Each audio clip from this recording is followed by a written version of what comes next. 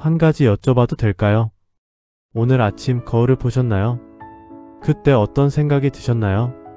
많이 늙었네. 피곤해 보이네. 이게 나인가? 대부분의 사람들은 거울 앞에서 잠깐 멈춥니다. 그리고 무언가를 확인합니다. 주름이 늘었는지, 머리가 더 빠졌는지, 살이 쪘는지. 그런데 이상하지 않으신가요? 우리는 매일 거울을 보면서도 정작 자기 자신을 제대로 본 적이 없습니다. 눈에 보이는 것만 확인하고 거울을 닫습니다. 살면서 누군가를 위해 헌신한 적은 많습니다. 자식을 위해, 배우자를 위해, 부모님을 위해. 그렇게 수십 년을 살아왔습니다. 그런데 나 자신을 위해 무언가를 한 적은 얼마나 될까요?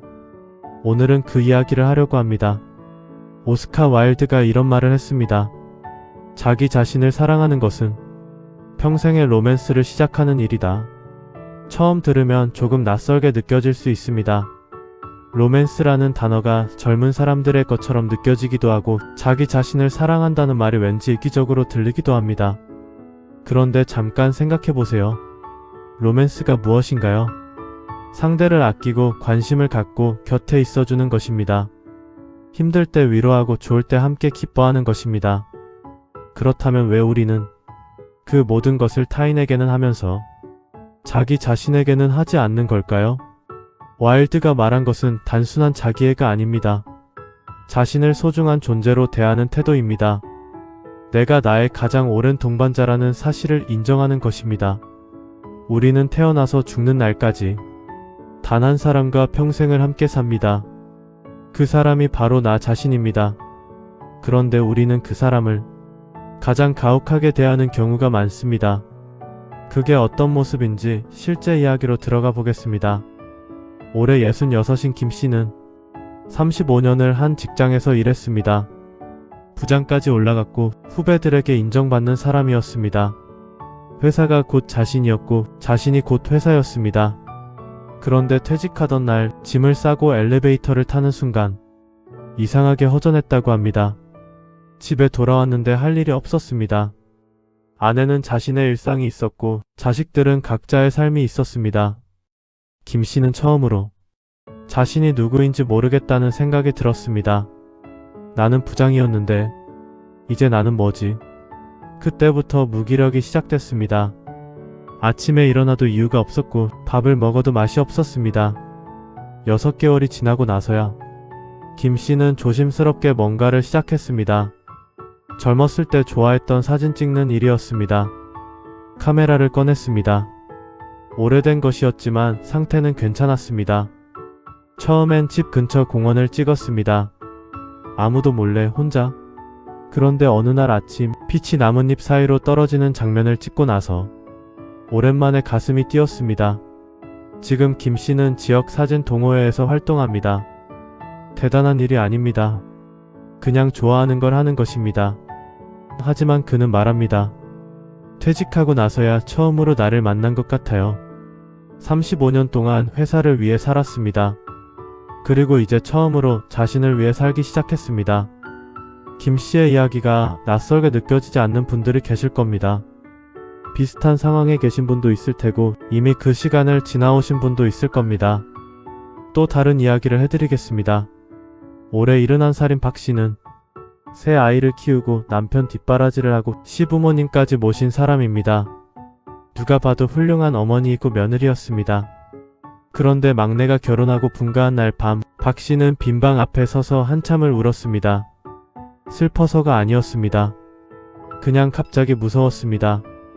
이제 나는 뭘 하면 되지? 평생 누군가를 돌봤는데 이제 돌볼 사람이 없어졌습니다. 존재 이유가 사라진 것 같은 느낌이었습니다. 딸이 한 번은 물었습니다.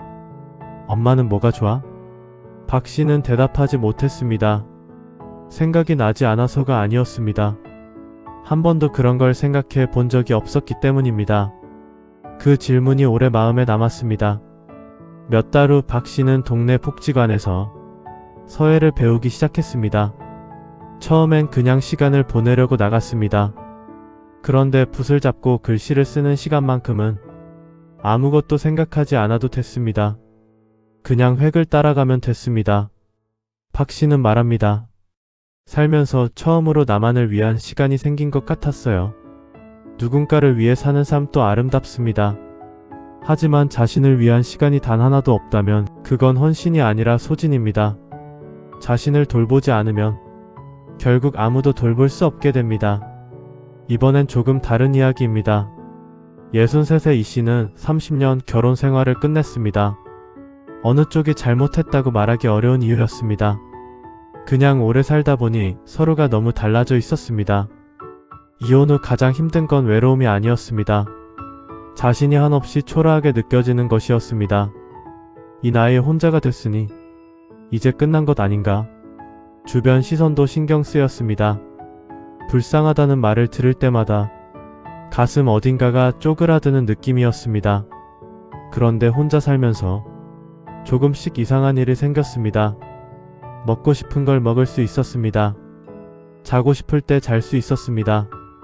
보고 싶은 프로그램을 마음대로 볼 수 있었습니다. 작은 것들이었지만 그 작은 자유가 쌓이면서 이 씨는 처음으로 자신이 어떤 사람인지 알아가기 시작했습니다. 좋아하는 음식이 뭔지, 어떤 공간에 있을 때 편안한지, 어떤 사람과 있을 때 에너지가 생기는지. 이 씨는 말합니다. 결혼 생활 동안엔 나를 잃고 살았던 것 같아요. 이제 와서야 나를 찾고 있습니다. 혼자가 된 것이 끝이 아니었습니다. 자신을 다시 만나는 시작이었습니다. 끝이라고 생각한 자리에서 새로운 자신을 만나는 경우가 생각보다 많습니다. 68배 최 씨 이야기도 빼놓을 수 없습니다. 최 씨는 평생 건강하다고 자부했습니다. 술도 마시고 담배도 피우고 늦게 자고 나는 괜찮아가 입버릇이었습니다. 그런데 어느 날 갑자기 쓰러졌습니다. 다행히 큰일은 아니었지만 병원 침대에 누워있는 동안 처음으로 두려움을 느꼈습니다. 죽음이 두려운 게 아니었습니다. 제대로 살지 못했다는 느낌이 두려웠습니다. 나는 나한테 너무 함부로 했구나. 퇴원하고 나서 최 씨는 조금씩 바뀌었습니다. 담배를 끊었습니다. 술자리를 줄였습니다. 아침에 산책을 시작했습니다. 거창한 결심이 아니었습니다. 그냥 자신을 조금 더 소중하게 대하기로 했습니다. 몸이 회복되면서 마음도 달라졌습니다. 예전엔 몰랐던 것들이 보이기 시작했습니다. 아침 공기가 좋다는 것, 걷는 것이 생각을 정리해 준다는 것, 혼자 있는 시간이 나쁘지 않다는 것. 최 씨는 말합니다. 아프고 나서야 내 몸이, 내 삶이 소중하다는 걸 알았어요. 자신을 사랑한다는 건 거창한 말이 아닙니다. 자신을 함부로 대하지 않는 것에서 시작합니다. 마지막으로 65 윤 씨 이야기입니다. 윤 씨는 두 아들을 대학까지 보냈습니다. 형편이 넉넉하지 않았지만 자식 교육만큼은 최선을 다했습니다. 그런데 두 아들 모두 연락이 뜸합니다. 명절에도 바쁘다고 하고 전화해도 짧게 끊습니다. 윤 씨는 오랫동안 서운했습니다. 내가 그렇게 키웠는데. 그 서운함이 쌓이면서 윤 씨는 점점 우울해졌습니다. 자식한테 인정받지 못한다는 생각이 자신의 존재 가치까지 흔들었습니다. 그러던 중 지인에게서 한마디를 들었습니다. 자식한테 인정받으려 하면 평생 서운하게 살아. 내가 내 삶에 스스로 점수를 줘야지. 그 말이 윤 씨 마음에 박혔습니다. 윤 씨는 천천히 생각을 바꾸기 시작했습니다. 자식의 연락을 기다리는 대신 자신이 하고 싶은 것을 찾기 시작했습니다. 오래전 배우고 싶었던 기타를 배우기 시작했습니다. 처음엔 손가락이 아팠지만 한 달이 지나니 작은 곡 하나를 칠 수 있었습니다. 윤 씨는 말합니다. 아들한테 전화 오길 기다리던 시간에 기타를 쳤더니 시간이 아깝지 않더라고요. 누군가의 인정을 기다리는 삶은 언제나 결핍으로 끝납니다. 자신이 자신을 인정하는 삶이 가장 단단한 삶입니다. 5분의 이야기를 들으셨는데 공통점이 보이시나요? 모두 어느 순간 타인을 향하던 시선을 자기 자신에게로 돌렸습니다. 그리고 그 순간부터 삶이 달라졌습니다. 이것이 우연일까요? 하버드 대학교에서 80년에 걸쳐 진행한 연구가 있습니다. 수백 명의 삶을 추적하며 행복의 조건을 연구했습니다. 결론은 단순했습니다. 행복한 노년을 보낸 사람들의 공통점은 재산도 지위도 자식의 성공도 아니었습니다. 자기 자신과의 관계가 좋은 사람들이었습니다. 자신을 있는 그대로 받아들이고 자신의 감정을 외면하지 않고 자신에게 솔직할 수 있는 사람들. 심리학에서는 이것을 자기 수용이라고 부릅니다. 완벽한 내가 되는 게 아닙니다. 지금의 나를 부정하지 않는 것입니다. 우리가 자신을 사랑하기 어려운 이유가 있습니다. 어릴 때부터 남에게 잘 보여야 한다고 배웠기 때문입니다. 타인의 시선에 맞추는 훈련을 수십 년 동안 해왔습니다. 그러다 보니 정작 자신의 시선으로 자신을 바라보는 법을 잊어버렸습니다. 심리학자 칼 로저스는 말했습니다. 역설적이게도 내가 있는 그대로의 나를 받아들일 때 비로소 변할 수 있다. 자신을 사랑하는 것은 자신의 모든 것이 옳다는 게 아닙니다. 그냥 나라는 존재를 인정하는 것입니다. 자식에게 인정받으려 하지 마십시오. 배우자에게 확인받으려 하지 마십시오. 내가 나를 인정하지 않으면 누가 인정해도 채워지지 않습니다. 가장 오랫동안 나와 함께할 사람은 바로 나 자신입니다. 자신을 사랑하는 사람은 실패해도 다시 일어납니다. 자신에게 기회를 줄 알기 때문입니다. 자신을 사랑하지 않는 사람은 작은 실패에도 오래 무너집니다. 이미 자신을 낮게 보고 있기 때문입니다.